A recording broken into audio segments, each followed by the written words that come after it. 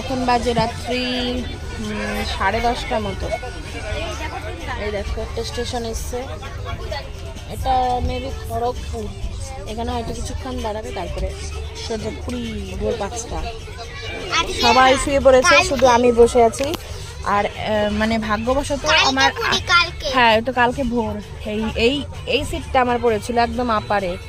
ওই যে ওইখানে আমার বর, এইখানে আমার সিট পড়েছিল। এই যে বাবা, এই যে মা, এই যে, আর ওইখানে মা ঘুমিয়েছে। তো আমার খুব অসুবিধা হচ্ছিল, আমি উঠতে পারছিলাম না ভয়ে।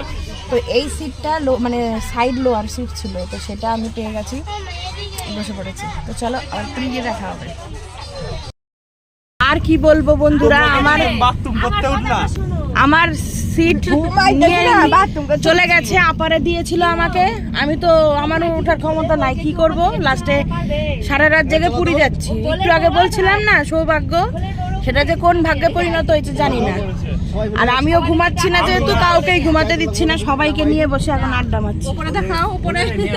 উপরে তো আলো না, তোমাকে ওই দেখা একটু, এটা আমাকে মনার মা, আর এটা আমাকে মুন না। শুভ হরমোনে কেন দেখো, আমি লাইট জ্বালিয়ে দিয়েছি। কো মুখ কো, ও বাবা তুমি আমার উপরে উঠে গেলা কখন? আমার শুভ দেখা যাচ্ছে। শুভ কো, শুভ আমার বউ ছাড়া থাকতো। এ ম্যানেজার না, ম্যানেজার আমার বউ ছাড়া থাকতো। এই দাও না, ফোনটা দাও, লাইটটা একটু ওইদিকে ধরো, লাইটটা একটু ওইদিকে ধরো। আর কারা কারা আছে? ও এইদিকে দেখো, দেখার জন্য উঠে বসে পড়েছে। ওই যে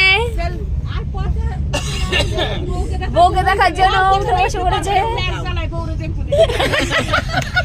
ঠিক আছে নাকি? ওই যে দুই ভাই দুই দিকে শুয়েছে, বউগুলো কই? ওই যে একটা বউ দেখছে, দেখো অনুদি। হাই অনুদি কয়, যে কষ্ট করে আমি উঠছি।